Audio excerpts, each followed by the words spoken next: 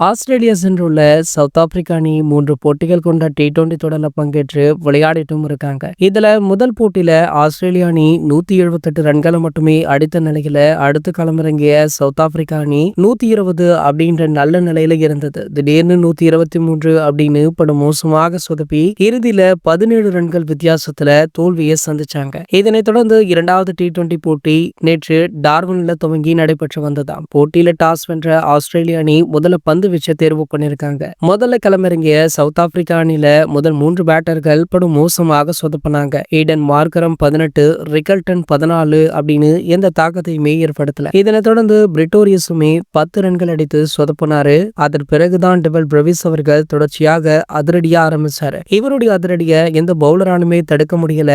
ஒரு முனையில மற்ற பேட்டர்கள் அடுத்தடுத்து அவுட் ஆக டெவால் பிரவிஸ் அவர்கள் தொடர்ச்சியாக அபாரமாக செயல்பட்டிருக்காரு. இவர் பாத்தீங்கன்னா வெறும் 56 பந்துகள்ல 12 பவுண்டரி, 8 சிக்ஸர்கள் உட்பட 125 ரன்களை குவித்து பிரமிக்க வச்சிருக்காரு. டெவால் பிரவிஸுடைய T20ல இதுதான் முதல் செஞ்சுரி அப்படின்றதுனால பலருமே இவருக்கு வாழ்த்துக்களை தெரிவிச்சிட்டு இருக்காங்க. அது மட்டும் இல்லாம சிஎஸ்கே தரப்புல இருந்து இவருக்கு வாழ்த்துக்கள் குவிஞ்சிட்டு இருக்கு. லாஸ்ட் சீசன்ல சிஎஸ்கே உடைய கடைசி ஒரு சில போட்டிகள்ல டெவால் பிரவிஸ் அவர்கள் களமிறங்கினாரு. அங்கேயுமே அதிரடி காட்டியிருந்தாரு. மேலும் பாத்தீங்கன்னா சிஎஸ்கே தரப்புல இருந்தும் சென்னை மக்களிடம் இருந்துமே இவருக்கு பல வாழ்த்துக்கள் குவிஞ்சிட்டு இருக்கு. மேலும் பாத்தீங்கன்னா சிஎஸ்கே கேப்டனான தோனி அவர்களுமே வாழ்த்திருக்காராம். இந்த தகவல் தற்போது வெளியாகி சமூக வலைதளங்கள்ல வைரலுமே ஆகிட்டு இருக்கு. இது போன்ற கிரிக்கெட் செய்திகளை பற்றி நீங்க உடனே தெரிஞ்சுக்க நம்மளுடைய சேனலை மறக்காம சப்ஸ்கிரைப் பண்ணிக்கோங்க.